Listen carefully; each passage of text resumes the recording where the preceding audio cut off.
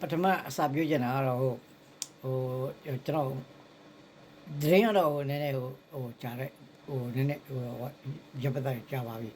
အဲ့တော့အဲ့ရသတင်းကဘာလဲဆိုလို့ရှိရင်ဗမာဗီဇာတွေကိုပိတ်တယ်ဆိုတဲ့အကြောင်းနဲ့နော်ဗမာပြည်ရလာတဲ့ scholarship နဲ့ဝင်လာတဲ့လူတွေကိုဗီဇာကိုစစ်စစ်မယ်ဆိုတဲ့ကိစ္စတွေနဲ့ပတ်သက်ပြီးပြောကြမေးကြတယ်ပေါ့ဗျာအဲ့တော့ကျွန်တော်ဘယ်လိုသဘောရလဲပေါ့ဗျာဒါTrump ကဗမာပြည်ကိုနှိမ်တာလားတို့ဘာလို့ပြောကြတယ်လို့တည်းရှိဒါတော့နိုင်ငံရေးနဲ့ပတ်သက်ပြီးတော့ပြောတဲ့လူမဟုတ်ပါဘူးတမန်အဖြစ်ကိုယ်တိုင်းပြည်ဗျာသူများအဲ့လိုလာခွင့်မပေးဘူးဘာညာဆိုတော့နည်းနည်းတော့စိတ်တူတဲ့လူတွေကပြောတာပေါ့ဒါပေမဲ့အဲ့ဒါကျွန်တော်ပြန်ပြောပြမယ်နော်ကျွန်တော်ကြောက်ချင်းလဲကျွန်တော်မဖြစ်နိုင်ဘူးကျွန်တော်အချင်းချုပ်တွေပဲပြောပြမယ်နော်အဲ့ဒါဘာလဲဆိုလို့ရှိရင်နော်ကျွန်တော်ဗမာတွေပြန်စဉ်းစားဖို့လိုအပ်တယ်နော်အဲ့ဒါဘာလဲဆိုလို့ရှိရင်နော်ဒီ American ကို student visa နဲ့လာတဲ့လူတွေ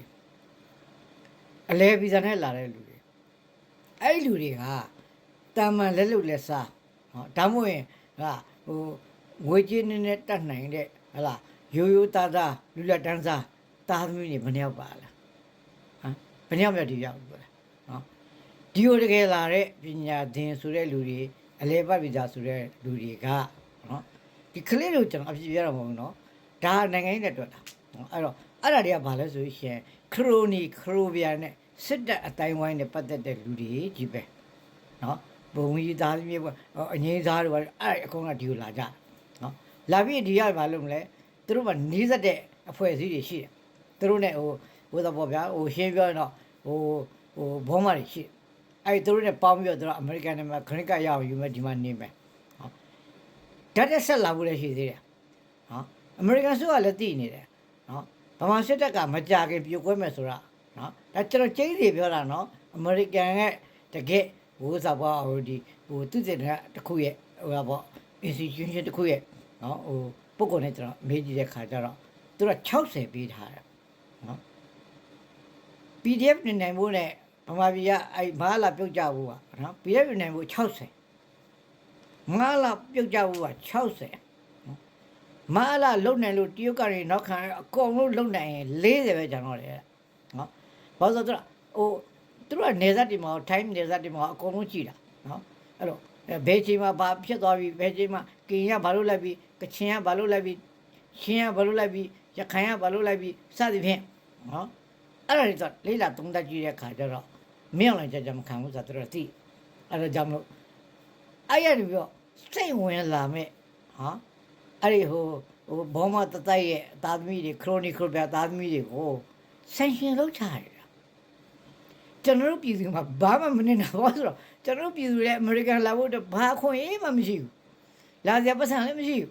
အလဲလာဖို့ဆိုတော့အမေရိကန်နိုင်ငံမျိုးကတော့ပေါ့တမန်နော်ဒီတကယ်ရိုးသားကြိုးစားတဲ့နော်လူလက်တန်းစားတွေတော့မှလာဖို့ခင်းတယ်ဒါပေမဲ့စစ်တပ်နဲ့အတိုင်းဝဟလာခရိုနီခရိုပြတွေတော့သူတို့သားသမီးတွေဟာဘုံမူကြီးဘုံမူဘုံရုပ်တွေရဲ့သားသမီးတွေလာမှာပေါ့သူတို့ရှိတာဟုတ်အဲ့ဒါကိုဆင်ရှင်လုပ်ချရတာနော်အဲ့ဒါကျွန်တော်ဗမာလူမျိုးတွေမမှားတယ်နော် Trump ကတော့လောက်တာမဟုတ်ဘူးဗမာကိုနှိမ်တာမဟုတ်ဘူးနော်တချို့ငါတို့ဗမာပြည်နှိမ်တယ်လို့ပြောမဟုတ်ပါဘူးနိုင်ငံရေးအတွက်ပြီးတော့လောက်တာနော်ဒါတမကဘူးနော်သူအများကြီးလုပ်ထားတာရှိတယ်ဒါကသူ့နိုင်ငံရေးကိစ္စနော်ဒါတော့ပဲကျွန်တော်ပြောပြစီနော်အဲ့တော့ဆက်ပြောချင်တာကတော့ဗာလဲဆိုရင်တခါကျရင်ဘယ်လိုခေါ်မလဲမသိဘူးမာရသွန်ပြေးတာလို့ဘာလို့ခင်ဗျားတို့ပြေးဦးနေတယ်လေမာရသွန်ပြေးတဲ့ခါပြေးတယ်ရှေ့လက်မှန်နဲ့ပြေးရတယ်ဆက်ပြေးလာလို့ရှိရင်မရဘူးမာရသွန်အဝေးပြေးရတာဟုတ်နော်အဲ့တော့အလဲမနေကလည်းခြေကုန်လည်းမကျသွားမယ်အဲ့လောက်ပြေးမှန်ပြေးလာတာတောင်မှပန်းဝင်ခံနေရလို့ရှိရင်လေဒူးတွေချီတုံနေတယ်ပြင်ပန်းလွန်းလို့အဲ့ကျအတင်းအားဆိုင်ပြီးရုံးကန်ရတယ်တကားပန်းတိုင်ဝင်မယ်ကွာဆိုပြီးတော့နော်အဲ့ချံပို့ခက်ခဲစပြေတော့လည်းဘာမှမဖြစ်အလဲပါလဲဘာမှဖြစ်သေးဘူးထားတော့အဲ့ချိန်မှာသိခက်ခဲထို့တူပဲကျွန်တော်တို့ကနိုင်မြင်းဖြစ်နေပြီနော်မာရသွန်မှာပထမဆွဲတော့အဲ့လိုဆွဲတဲ့ခါကျတော့ဘာဖြစ်လဲနော်အောင်မြင်မှုနာကိုနီးလာလေပန်းတိုင်ကိုနီးလာလေခက်ခဲမှုတွေနဲ့နော်ရုံးကန်မှုတွေများလေစိတ်တက်ခိုင်မာမှုတွေလိုလေ နော်စတမင်နာတွေပါလိုလာတယ်တခါတယ်အဲ့ဒီမှာစိတ်သက်ခွန်အားတွေလိုလာတယ်နော်ချိုးတွေအဲ့နားမှာနေခြေကုန်လက်ပန်းကျသွားဆက်မလိုက်နိုင်တော့ဆက်မပြေးနိုင်တော့အဲ့လိုဖြစ်သွားတာရှိနော်အဲ့တော့ပန်းထွက်တဲ့အချိန်မှာနော်အားအင်ကောင်းတယ်လို့ပန်းဝင်တဲ့အချိန်မှာလဲအားပြည့်မှပြည့်နေဝင်တယ်လို့ကျွန်တော်မှအများကြီးလိုအပ်တယ်နော်အဲ့စိတ်ဓာတ်ကြီးနော်ခံယူချက်နော်နောက်ပြီးတော့ကစီးလုံးညင်ညွတ်မှုတွေနော်ကျွန်တော်ဟိုတစ်ခုတည်းမပြောဘူးနော်အဲ့ဒီအချိန်မှာအရင်ရေးကြီးလာနော်အဲ့တော့အဲ့စတီမင်နာမှာပြည်သူလူထုကလည်းဟေးငါလူတွေပန်းဝင်တော့မယ်ကွာဆိုတော့အားပေးမှုတွေကဘေးကနေပြလာဟိုရေဘူးတွေပြတော့အကုန်အားဆိုင်အောင်လို့လုပ်ရတော့လားနော်အဲ့ဒါကိုကျွန်တော်တို့နားလည်ဖို့လိုတယ်နော်ခုကျွန်တော်တော်လိုင်းရနိုင်နေပြီပန်းဝင်ကနေနေပြီပန်းနိုင်အဲ့ဒီနေရာမှာခြေကုန်လက်ပန်းကျသွားဖို့နော်မဖြစ်နိုင်မဖြစ်ရဘူးမဖြစ်စေပါနဲ့အားလုံးပြောရတာအဲ့တော့ခုထောက်ဖို့လုပ်နေတဲ့ပြည်သူတွေနော်ဟုတ်တယ်၄နှစ်ဆိုတော့တော်ပြမနဲ့ဗျနောက်ပြီးတော့လေဟိုပြည်တွင်းကလူတွေတဲမှာလည်းပဲတော်ကိုဒုက္ခရောက်တယ်ဗျနော်နောက်တစ်ခုကတော့ဟိုပြည်ပမှာအလုပ်လုပ်နေကြတဲ့နော်ကျွန်တော်တို့ထိုင်းကဟိုအလုပ်သမားရဲဘော်ရဲဘက်တူနော်ကျွန်တော်ပြောပြစီနော်အားထပ်ဆိုင်လိုက်ပါနော်အထက်ဆက်လိုက်ပါနော်နောက်ဒီဘက်ဟိုတော့ဒီနိုင်ငံတကာမှာရောက်နေတဲ့အဖွဲ့အစည်းတွေဩစတြေးလျနော်အင်္ဂလန်နယူးဇီလန်ဟိုဘက်ကဟိုနော်ဝေးပါညာရှိတဲ့နော်အမေရိကန်မှာရှိတဲ့နော်ဟိုထပ်ဖို့တွေနော်ကျွန်တော်ကဘယ်ထပ်ကိုမှမပြောဘူးနော်ဘာလို့မပြောတာလဲဆိုရင် तू လုံးနေတာ तू လုံးလို့နော်ဥပမာဗျာကျွန်တော်ဟိုတကြရလို့ तू ကဟော85ပြပြလိုက်တယ်တမတ်တော့ तू စားဗျာဘာဖြစ်လဲရေးရ85ပြရောက်တော့ရေးကြည့်နော်အဲ့တော့ဒါကိုကျွန်တော်အပြစ်မပြောပါဘူးဒါပေမဲ့ပိုရအောင်လို့ပိုလို့ပေးနိုင်တော့ပိုကောင်းတာပေါ့ဗျာနော်ဟုတ်လားကိုလဲဟိုဆင်းရဲနေတဲ့လူရောမဟုတ်ပဲနော်ဒီအမေရိကန်ရောက်ပြည်သူတွေကျွန်တော်ပြောတာနော်အဲ့တော့ဟာငါမကွာမိသားစုကိစ္စတို့ငါကွာငါမိသားစုငါရုန်းကန်နေရတယ်လို့နော်တို့တလား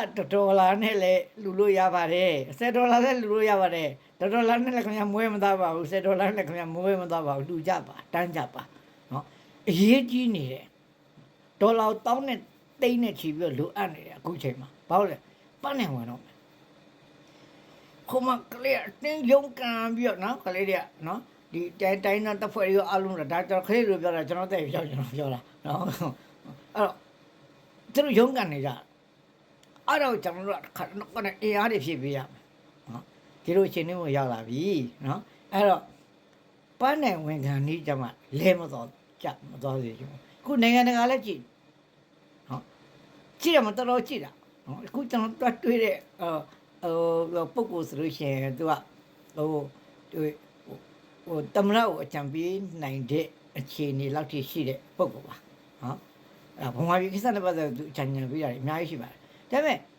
ဟိုလူတွေထင်နေတာထရန့်ကဒီဘက်ကိုခီးမဆိုင်ဘူးသူ့မှလည်းဟိုလုတ်သိမ့်များတယ်ဗျာသူကအေးအဲ့ဒါလူဖြစ်လာလို့ဆိုဘလူးနဲ့တော့တိုင်ပင်လိုက်ပေါ့အဲ့ဒါမျိုးတော့ပဲသူပြောနိုင်တယ်ဒါပေမဲ့အဲ့မှာပြောတဲ့လူကအကြံပေးရရှိတဲ့သမရိုင်းထရန့်ရတဲ့ဒီဥစ္စာကိုလက်မထိုးလေးဆမ်းမအောင်ရဆို